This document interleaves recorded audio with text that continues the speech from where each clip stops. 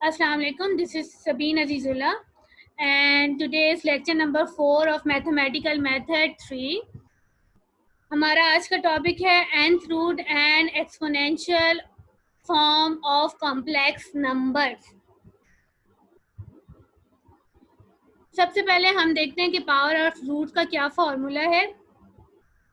For any positive integer and the complex number, हमारे पास complex number की जो form बनती है वो हमारे पास क्या होती है, z is equal to r in r times cos theta plus iota sine theta. तो इसके जो हैं वो इस फॉर्म के जो हैं वो कुछ रूट्स होते हैं, डिस्टिंक्ट रूट होते हैं, और उस रूट का हमारे पास फॉर्मूला क्या है, वो हमारे पास फॉर्मूला है under root r square root of n of r and cos, हमारे पास एंगल क्या आएगा, theta plus 2 pi k upon n plus iota sine theta plus 2 pi k upon N. N जो है वो शो करेगा हमारे पास पावर को, और के जो है वो शो करता है वैल्यू 0 से n माइनस 1. अगर हमारे पास n जो है वो हमारे पास है 6, मतलब पावर हमारे पास 6 है, तो के हमारे पास क्या होगा, 5 होगा, मतलब n माइनस 1 हमारे पास 5 होगा. ठीक है, तो रूट हमारे पास जो के हमारे पास है वो n माइनस 1 होता है. n रिप्रेजेंट करते हैं हमारे पास नंबर ऑफ रूट्स को. ओके, सो नेक्स्ट है हमारे पास एग्जाम्पल है इसी से रिलेटेड, इसी फॉर्मूला से related. Finding the nth root of a complex number, determine the fourth root of iota. हमने फोर्थ रूट मालूम करना है, और हमारे पास z जो है वो किसके बराबर है, आयोटा के बराबर है. जो हमारे पास कॉम्प्लेक्स नंबर है वो हमारे पास बराबर है यहाँ पे आयोटा के. तो हाँ, हमने क्या फाइंड करना है, हमने बेसिकली क्या फाइंड करना है, हमने फाइंड करना है फोर्थ रूट ऑफ z. ठीक है, तो मतलब हमने मालूम करना है z की पावर 1/4. तो हमारे पास फॉर्मूला क्या बनता है, हमने प्रीवियस फॉर्मूला हमारे पास जो है, हमने प्रीवियस स्लाइड में देखा है, वो हमारे पास फॉर्मूला क्या है, हमारे पास है अंडर रूट 1/n, r की पावर 1/n, और ये हमारे पास होगा कॉस एंगल प्लस आयोटा, ये हमारे पास एंगल. इसी फॉर्मूले में हमने ये वैल्यूज पुट करनी है. तो हमारे पास यहाँ पे n क्या है, n रिप्रेजेंट कर रहा है हमारे पास 4 को, क्योंकि हमने 4 रूट मालूम करने हैं, तो हमारे पास नंबर ऑफ रूट हमारे पास कितने आएंगे, 4. ठीक है, ओके. तो नेक्स्ट हमने क्या करना है, हमारे पास फॉर्मूला है r की पावर 1/n. r की पावर 1/n का पहले हमारे पास है आयोटा. ठीक है, आयोटा में से हमने, हमारे पास z जो है हमारे पास आयोटा है, इसमें से हमने वैल्यू निकालनी है r की भी और थीटा की भी. तो जो कि मेरे पास z जो है वो 0 + 1 आयोटा है, मेरे पास ये वैल्यू है z की. तो जब मैं r निकालूंगी तो वो r हो जाएगा हमारे पास, r का फॉर्मूला हमने प्रीवियस में देखा था, r हमारे पास बराबर होता है x² plus y² under root, इसके बराबर होता है. अब हमारे पास x जो है, मतलब रियल नंबर जो है वो 0 है, और कॉम्प्लेक्स नंबर हमारे पास 1 है, तो हमारे पास बेसिकली r हमारे पास क्या आएगा, r हमारे पास यहाँ पे आएगा 1. ठीक है, उसके अलावा x हमारे पास, हमें पता है x हमारे पास होता है किसके बराबर, r cos theta, r cos theta के बराबर होता है. y हमारे पास बराबर होता है r sin थीटा के बराबर. तो यहाँ से जब हम इन दोनों को डिवाइड करेंगे तो हमारे पास tan थीटा आएगा, टेन थीटा आएगा हमारे पास y upon x. y upon x का मतलब हमारे पास क्या है 1/0 और टेन इनवर्स हमारे पास जो इन्फिनिटी का आता है वो हमारे पास आता है π/2। ठीक है, तो ये हमारे पास मतलब ये आएगा हमारे पास 90। ठीक है, जब आप इसको फाइंड आउट करोगे तो हमारे पास ये आएगा 90। अब हमने क्या करना है, ये हमने आर और थीटा निकाल लिया, अब हमने इसको फॉर्मूला में पुट करना है। फॉर्मूला हमारे पास क्या था, आर की पावर 1/n, आर की पावर 1/n, या तो हमने निकाला 1 और 1/n का मतलब 1/4 कॉस। अब कॉस के साथ हमारे पास एंगल क्या था, एंगल का फॉर्मूला था थीटा, सॉरी ओके, तो हमारे पास क्या था थीटा प्लस 2πk/n। ठीक है, तो हमने यहाँ हमारे पास क्या आया 2πk/n, तो थीटा को हमने ऐड किया थीटा प्लस 2πk/n, n हमारे पास है 4, तो हम इसको अलग अलग करके लिखेंगे। हमने बेसिकली क्या किया, हमारे पास था theta plus 2k/n upon n, ये फॉर्मूला था, सॉरी यहाँ पे n नहीं था, 2k/n ये फॉर्मूला था हमारे पास।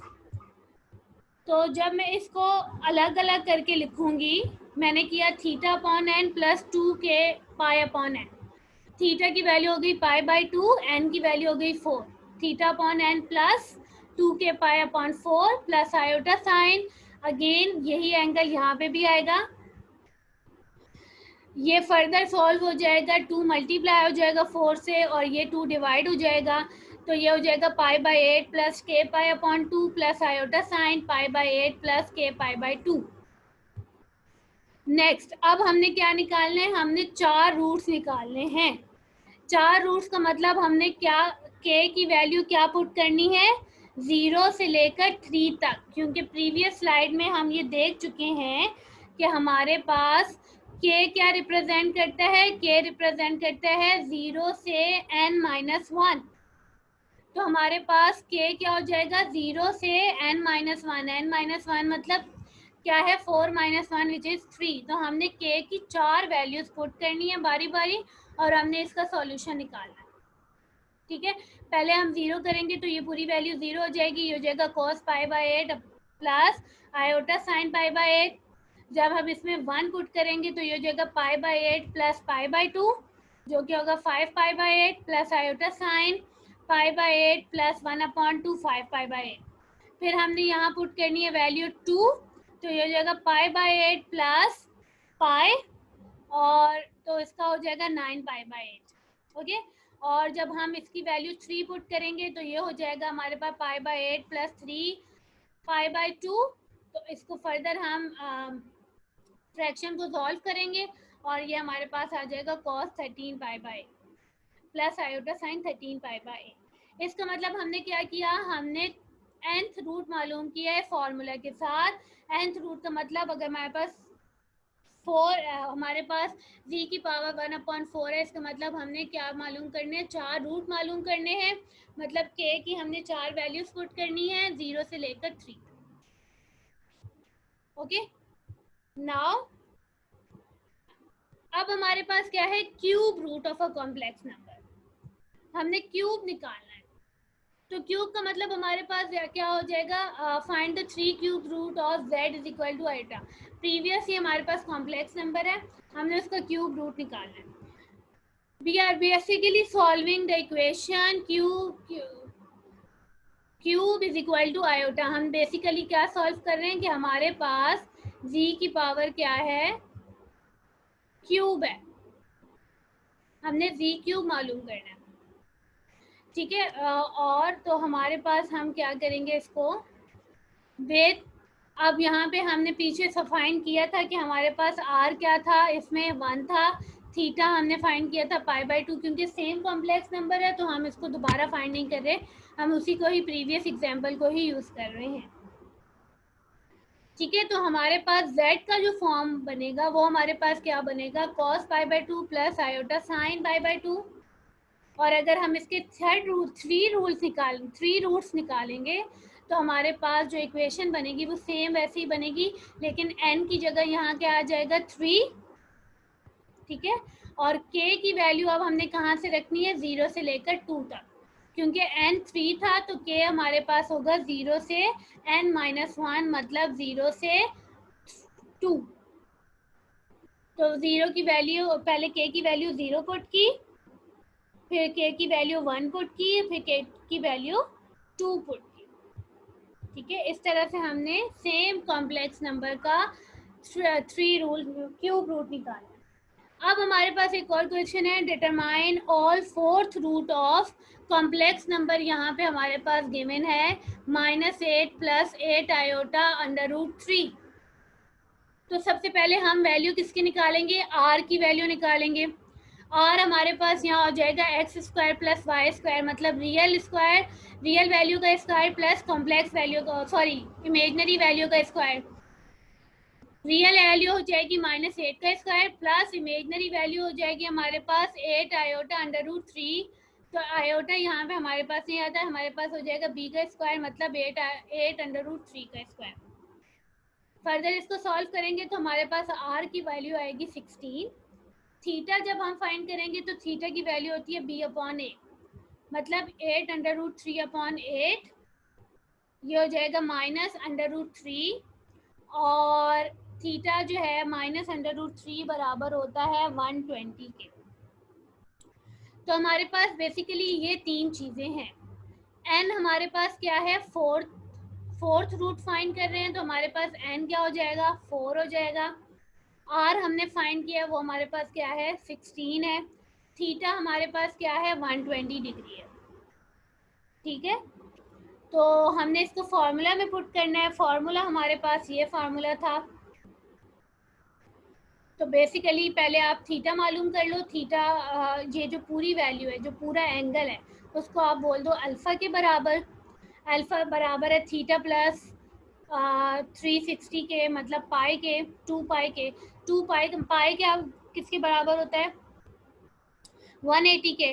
2 पाई बराबर हो जाएगा 360 के, 360 के अपॉन m। यहाँ से हमने अल्फ़ा की वैल्यू निकाली पहले। अल्फ़ा की वैल्यू हमारे पास हो जाएगी थीटा प्लस 360 के या 2 पाई के अपॉन n। तो यहाँ से हमारे पास ये आया 30 डिग्री प्लस 90 डिग्री, 90 डिग्री के। तो यहाँ पे हमने फर्दर क्या किया, अब हमारे पास ये 4 वैल्यूज़ आ जाएंगी। n हमारे पास आ जाएगा 4, r हमारे पास आ जाएगा 16, अल्फ़ा हमारे पास आ जाएगा 30 डिग्री प्लस 90 डिग्री के, और k हमारे पास आ गया। हमने चूँकि हम लोग क्या निकाल रहे हैं, फोर्थ रूट निकाल रहे हैं, तो हमारे पास k की वैल्यू क्या होगी, 0 से 3 होगी।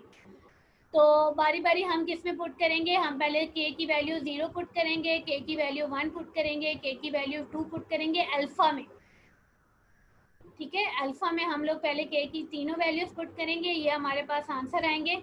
अब इन वैल्यूज को हमने फॉर्मूलाज में पुट करना है। फॉर्मूला क्या है हमारे पास, r की power 1/n cos alpha plus iota sine alpha. अच्छा, ये हमारे पास टेबल मैंने यहाँ पे आप लोगों को प्रोवाइड कर दिया है। ये हमारे पास रिप्रेजेंट कर रहा है कॉस और साइन को। ठीक है, ये डिफरेंट एंगल पे हमारे पास साइन की वैल्यू क्या होती है और कॉस की वैल्यू क्या होती है। तो ये आप लोग इससे भी हेल्प ले सकते हो अगर हम फ्रैक्शन निकाल रहे हैं। तो हमारे पास क्या आया, फर्स्ट रूट आया। जब हम k की वैल्यू 0 पुट करेंगे तो हमारे पास ये हो जाएगा r की पावर 1/4, मतलब 16 की पावर 1/4 कॉस अल्फ़ा। और कॉस अल्फ़ा हमारे पास क्या था, कॉस अल्फ़ा था हमारे पास 30 डिग्री प्लस 90 डिग्री, और जो कि हमारे पास आया था 30 डिग्री। तो हम यहाँ लिख देंगे 30 degree plus iota sign 30 degree. इस टेबल में आप देख सकते हो कि हमारे पास 30 डिग्री किसके बराबर है, √3/2 एंड 1/2 के। तो cos 30 जो है वो बराबर है √3/2 के और sin 30 बराबर है 1/2 के। जब इसको फर्दर आप सॉल्व करोगे 16 की जो पावर 1/4 सॉल्व करोगे तो ये हो जाएगा 2। यहाँ से 1/2 कॉमन लिया तो 2 से 2 कैंसिल और हमारे पास फर्दर जो कॉम्प्लेक्स नंबर आएगा वो होगा √3 प्लस आयोटा। मतलब ये फर्स्ट रूट है जब हम k की वैल्यू 0 पुट करेंगे। जब k की वैल्यू हमने क्या पुट की, 1 पुट की थी, तो हमारे पास एंगल क्या बना था, अल्फा क्या बना था हमारे पास, 1 पुट की थी तो हमारे पास ये बना था 120 डिग्री। अब 120 डिग्री को हम यूज करेंगे, ये हो जाएगा 16 क्या power 1/4 cos 120 plus iota sign 120। cos 120 किसके बराबर है, cos 120 किसके बराबर है, यहाँ से हम देख सकते हैं कि 120 बराबर है -1/2 एंड √3/2। cos 120 बराबर है -1/2 के और sin 120 बराबर है √3/2 के। फर्दर जब इसको सॉल्व करोगे तो ये हमारे पास हो जाएगा -1 प्लस आयोटा √3। इसी तरह ये डिफरेंट वैल्यूज है, जब हमने थीटा की के की डिफरेंट वैल्यू पुट करेंगे तो हमारे पास डिफरेंट अल्फा आएगा और डिफरेंट अल्फा जब हम इसमें पुट करेंगे और इसकी वैल्यू हम लिखेंगे फ्रैक्शन में तो ये हमारे पास डिफरेंट 4 रूट आ गए हमारे पास कॉम्प्लेक्स नंबर के, जो कि गिवन हमारे पास कॉम्प्लेक्स नंबर।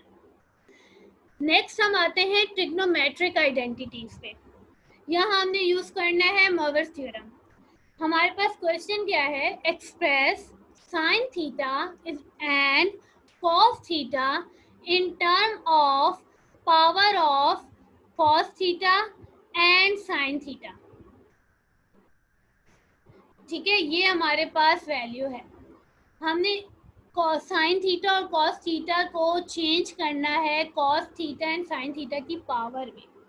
तो हम ये किस तरह से सॉल्व कर सकते हैं, हमें मोवर्स थ्योरम याद है कि हमारे पास मोवर्स थ्योरम क्या कहता था कि हमारे पास अगर z की कोई पावर है तो जब हम उसको पोलर फॉर्म में लिखते हैं r into cos theta plus iota sine theta, तो जो हमारे पास पावर n है वो हमारे पास आ जाती है एंगल में।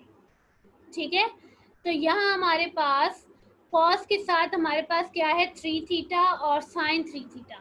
मतलब ये जो जब हम इसको पावर में बंद करेंगे तो ये पावर जो है ऊपर आ जाएगी, एंगल के साथ की जो वैल्यू है वो हमारे पास आ जाएगी पावर में। ये इन्वर्स है। मोवर्स थ्योरम में हमारे पास हम पहले क्या करते थे कि जो हमारे पास पावर थी हम उसको एंगल के साथ लिख लेते थे, लेकिन अब ये एंगल के साथ है तो हम इसको पावर में इन्वर्स इसका कर सकते हैं। ठीक है, फर्दर हम फार्मूला लगाएंगे क्यूब का। हमारे पास क्यूब का फार्मूला क्या होता है, a cube minus 3ab² plus 3ba² minus b³। यहाँ मैं फार्मूला लिख देती हूँ। हमारे पास फार्मूला होता है a cube minus 3ab² plus 3a² plus b³। ठीक है, ये हमारे पास फॉर्मूला है। हमने इसमें वैल्यू पुट करनी है। वैल्यू इस तरह से पुट करेंगे कि हम इमेजिनरी वैल्यू को एक तरफ कर देंगे और जो रियल पार्ट है उसको हम एक तरफ कर देंगे। तो जब हमारे पास a³ आएगा तो ये हो जाएगा cos³ थीटा माइनस 3ab² जब हम करेंगे तो -3a हमारे पास हो जाएगा cos थीटा और b² जब करेंगे तो ये हो जाएगा आयोटा² sin² थीटा। आयोटा² हमें पता है किसके बराबर है, -1 के। तो ये हो जाएगा हमारे पास, सॉरी यहाँ पे प्लस है, तो ये हो जाएगा माइनस प्लस माइनस, तो ये साइन जो है वो माइनस का आएगा। ठीक है, उसके बाद प्लस आयोटा साइन 3 ए स्क्वायर हमारे पास है कॉस स्क्वायर थीटा, बी हमारे पास है sine theta minus plus b cube, plus b cube का मतलब हमारे पास ये हो जाएगा आयोटा की power square into iota and sine cube theta. ठीक है, तो आयोटा स्क्वायर हमारे पास बराबर होता है -1 के, तो ये हो जाएगा माइनस आयोटा साइन थीटा। तो इसलिए यहाँ पे जब हम क्यूब लेंगे तो हमारे पास साइन तो चेंज हो जाएगा लेकिन आयोटा जो है वो रहेगा। ये हमने वैल्यू निकाली। फर्दर इसको जब हम सॉल्व करेंगे तो ये हमारे पास हो जाएगा cos cube theta -3 cos theta sine square theta, ये रियल पार्ट आ गया और ये इमेजनरी पार्ट आ गया। इन दोनों को हमने अलग अलग कर दिया, तो हमें पता है कि हम लोग इसको कंपेयर कर देंगे, एक्यूट कर देंगे। कॉस थीटा जो है वो बराबर हो जाएगा इस फॉर्म के रियल पार्ट के बराबर, और इमेजनरी पार्ट साइन थीटा जो है वो इमेजनरी पार्ट इस पार्ट के बराबर हो जाएगा। तो कॉस थीटा बराबर हुआ cos cube theta -3 cos theta sine square theta, और फर्दर जब हम इस पे फार्मूला लगाएंगे तो ये हो जाएगा 4 cos cube theta -3 cos theta. ठीक है, उसके अलावा साइन 3 थीटा हमारे पास है यहाँ, ये हमारे पास शो कर रहा है रियल पार्ट दोनों तरफ के, बोथ साइड्स के रियल पार्ट को हमने एक तरफ कर लिया है और दोनों तरफ के इमेजनरी पार्ट को हमने एक तरफ कर लिया। तो साइन थीटा हमारे पास बराबर हुआ 3 sine theta cos square theta minus sign cube theta, और जब इसको हम फॉर्मूला लगाएंगे तो ये हो जाएगा 3 sine theta -4 sign cube theta. Okay, तो ये हमने फाइंड की है ट्रिग्नोमेट्रिक आइडेंटिटीज, जहां हमने ट्रिग्नोमेट्रिक फंक्शंस को हमारे पास एंगल में थे और हमने उनको किस में फाइंड किया है, हमने उनको फाइंड किया है पावर में। ओके, फर्दर हम करते हैं complex exponential analysis. Complex function में हमारे पास अगर कोई फंक्शन है एक्सपोनेंशियल ऑफ z, तो हम उसको इस तरह से डिफाइन करते हैं। बेसिक जो हमारे पास फॉर्म है, स्टैंडर्ड फॉर्म है कॉम्प्लेक्स फंक्शन की, कॉम्प्लेक्स एक्सपोनेंशियल फंक्शन की, वो हमारे पास है exponential of complex number is equal to real part exponential of real part cos y plus iota exponential of real part sin y। ठीक है, और बेसिकली ये हमारे पास फॉर्मूला बनता है e of x into cos y plus iota sign. ठीक है, ये हमारे पास बनता है एक्सपोनेंशियल कॉम्प्लेक्स एक्सपोनेंशियल फार्मूला का। अगर हमारे पास एक फंक्शन है u ऑफ एक्स वाई, उसमें हमारे पास एक फंक्शन है u ऑफ v का, तो u हमारे पास होता है exponential of x cos y और v हमारे पास होगा exponential of x sine y. तो बेसिकली हम इसको इस तरह से लिखेंगे, exponential function enable us to express the polar form of a non-zero complex number। Complex number हमारे पास क्या होता है, v is equal to r cos theta plus iota sine theta, और इस फॉर्म को हम फर्दर लिख सकते हैं एक्सपोनेंशियल ऑफ आयोटा थीटा। ठीक है, तो ये हमारे पास दो फॉर्म्स हैं जो कि क्या है, एक्सपोनेंशियल फंक्शन की हैं विद कॉम्प्लेक्स नंबर्स। इन्हीं को हम यूज़ करेंगे फर्दर फॉर्मूला में, सॉरी एग्जाम्पल में। ये कुछ प्रॉपर्टीज़ हैं जो आप लोगों को पहले से पता होंगी कि एक्सपोनेंशियल फंक्शन की जो प्रॉपर्टीज़ होती हैं वो क्या होती हैं कि एक्सपोनेंशियल ज़ीरो जो होता है वो 1 के बराबर होता है। जब हम दो एक्सपोनेंशियल को मल्टीप्लाई कर रहे होते हैं तो इनकी पावर क्या हो जाती है, ऐड हो जाती हैं। सिमिलरली जब दो एक्सपोनेंशियल डिवाइड होते हैं तो इनकी पावर सब्ट्रैक्ट हो जाती हैं। और अगर एक्सपोनेंशियल पे दो पावर हैं तो वो दोनों पावर क्या होंगी, मल्टीप्लाई होंगी। ये एक्सपोनेंशियल फंक्शन जो है वो सिंपल रियल वैल्यू में भी सेम है और कॉम्प्लेक्स वैल्यू में भी इसकी प्रॉपर्टी सेम है। अब इन प्रॉपर्टीज़ को यूज़ करके हम लोग क्या निकालेंगे, ये 3 वैल्यूज़ निकालेंगे। Find the value of the complex exponential function e of z at the following points. 3 points given है, z is equal to 0, z is equal to iota and z is equal to 2 plus pi iota. ठीक है, तो अब हमने इसको find करना है। ये हमारे पास किस तरह से आएगा, in each part we substitute real of z and imaginary of z and then simplify. हमारे पास क्या फॉर्मूला क्या होता है, हमारे पास exponential of z is equal to, ये फॉर्मूला है हमारे पास। हमने इस फॉर्म में वैल्यूज को पुट करना है।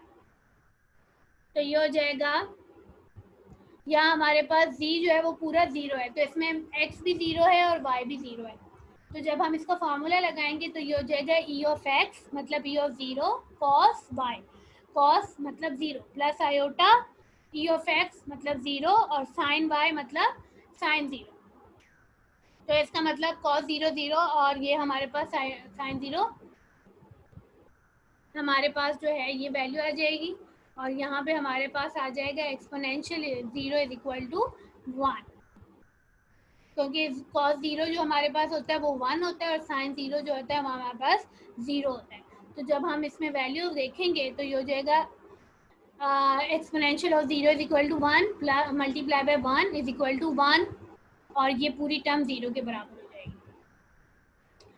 हमें पता है कि एक्सपोनेंशियल, हमने प्रॉपर्टीज पढ़ी है कि एक्सपोनेंशियल ऑफ 0 जो है वो हमारे पास 1 होता है और cos 0 भी 1 होता है, तो ये दोनों हमारे पास 1 × 1 हो जाएगा। ठीक है, पार्ट बी में हमने इसी का फंक्शन निकालना है, e ऑफ z निकालना है। z हमारे पास है आयोटा, मतलब यहाँ पे x 0 है और y हमारे पास क्या है, 1 है।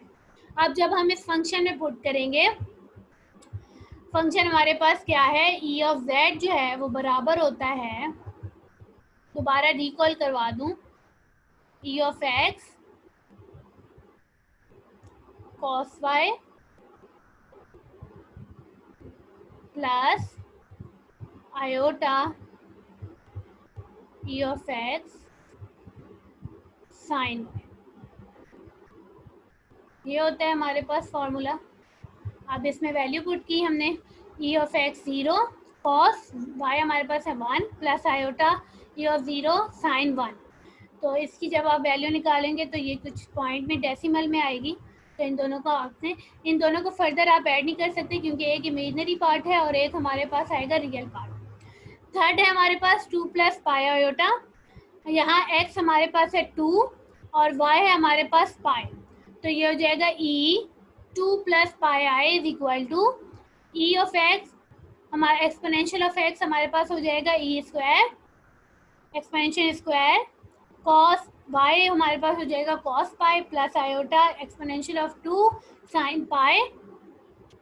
cos पाई जो होता है वो बराबर होता है -1 के और sin पाई जो होता है वो हमारे पास 0 होता है। तो जब हम इसको फर्दर सॉल्व करेंगे तो ये हो जाएगा माइनस एक्सपोनेंशियल ऑफ 2। तो ये हम यहाँ तक छोड़ देंगे, अब फर्दर आप इसको सॉल्व करने की जरूरत नहीं है। ठीक है, तो ये आज का लेक्चर था हमारा। nth रूट किस तरह से निकालना है, एक्सपोनेंशियल हमारे पास किस तरह से आता है और ट्रिग्नोमेट्रिक को हम किस तरह से पावर में लिखते हैं, तो ये हम लोगों ने आज सीखा है। फर्दर हम कंटिन्यू करेंगे नेक्स्ट लेक्चर में।